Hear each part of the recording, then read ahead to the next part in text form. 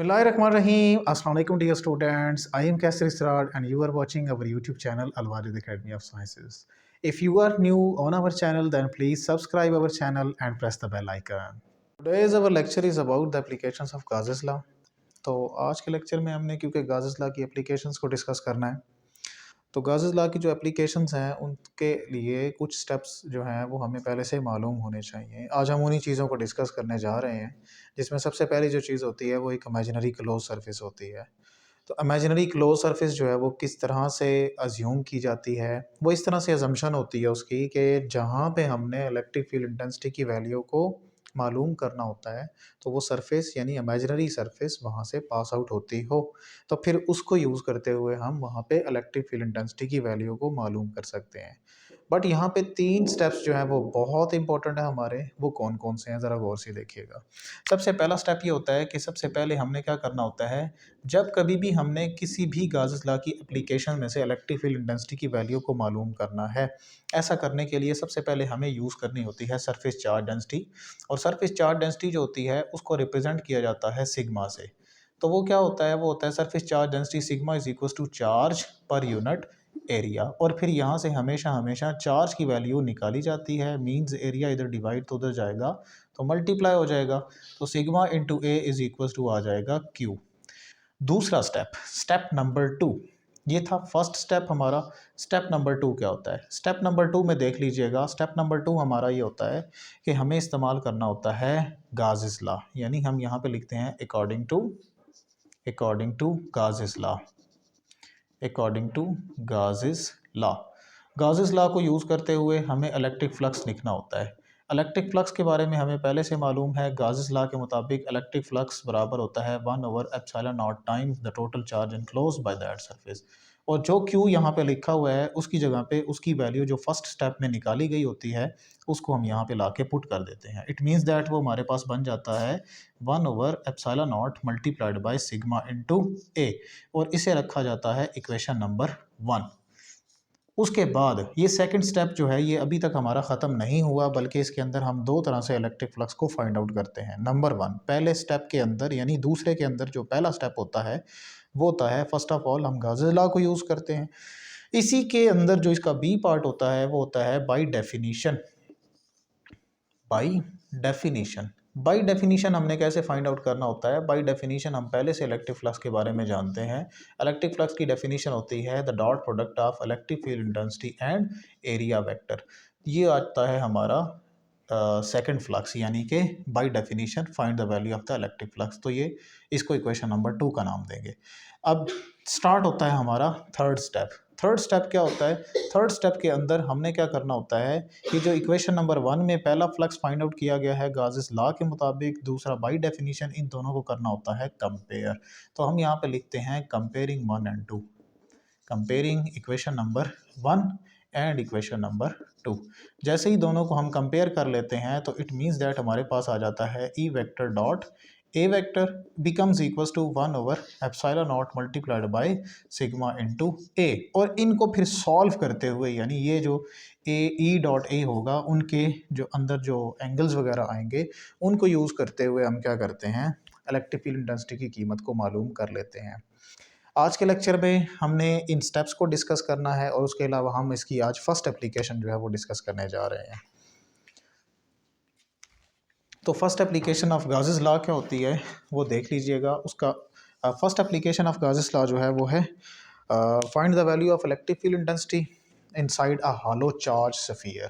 ठीक है, find the value of, मैं डायरेक्ट इसको लिख रहा हूँ, find the value of the electric field intensity, और आगे लिखूंगा inside inside a hollow charged sphere, hollow charged sphere, hollow charged sphere. तो हमने एक चार्ज स्फीयर है, हॉलो है मतलब खाली है, जैसे फुटबॉल की शक्ल होती है, तो उसके ऊपर चार्ज डिस्ट्रीब्यूटेड है, लेकिन हमने इलेक्ट्रिक फील्ड इंटेंसिटी की जो वैल्यू है वो उसके अंदर बतानी है कि क्या होगी। तो यहाँ पे सबसे पहले हम उस सफ़ियर को ड्रॉ कर लेते हैं, डायाग्राम बना लेते हैं। तो हमारे पास जो डायाग्राम है वो कंसिडर दैट इस तरह की है कि ये एक सफ़ियर है हमारे पास, जिसके ऊपर जो है वो चार्ज डिस्ट्रीब्यूटेड है। लेट अस अज्यूम दैट, मैं कहता हूँ कि पॉजिटिव चार्ज जो है वो इसके ऊपर डिस्ट्रीब्यूटेड है, और हमने जो value of the electric field intensity को मालूम करना है वो मालूम करनी है इसके अंदर। इट मीन्स दैट इस सफ़ियर के अंदर हमें क्या करना पड़ेगा, एक इमेजिनरी क्लोज सरफेस जिसे हम गाशियन सरफेस का नाम देते हैं वो हमने यहाँ पे अज्यूम करनी है। तो उसको हम अज्यूम कर लेते हैं क्योंकि ये अंदर इसलिए अज्यूम की गई है क्योंकि हमने जो अपने हेडिंग के अंदर लिखा है कि हमने ई की value inside a hollow charge sphere find out करनी है, तो इनसाइड ही हमें क्या करना होगा, एक गाशियन सरफेस को अज्यूम करना होगा। कंसिडर दैट कि ये उसका सेंटर है सफ़ियर का, और सेंटर के सफ़ियर से लेकर सफ़ियर के किसी भी पॉइंट तक का जो डिस्टेंस है वो उसके रेडियस आर के बराबर होगा। और इसी तरह जो इमेजिनरी सरफेस यानी गाशियन सरफेस कंसिडर किया है उसके रेडियस को लेट अस अज्यूम दैट हम आर प्राइम से रिप्रेजेंट कर रहे हैं। यहाँ पे एक बात काबिल गौर है और वो हमें मालूम भी है और दिखाई भी दे रही है कि ये जो आर प्राइम है radius of the Gaussian surface वो क्या है, वो लेस देन है कैपिटल आर के मुकाबले में।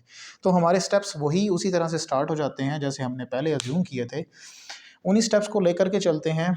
मैं यहाँ पे क्या करने जा रहा हूँ, मैं इन्हीं स्टेप्स को फॉलो करूँगा। ठीक है, यहाँ पे हम क्या कर देते हैं, मैं इसका सिर्फ हेडिंग मिटा देता हूँ, बाकी सेम टू सेम है।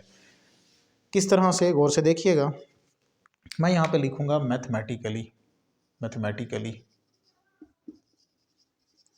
मैथमेटिकली।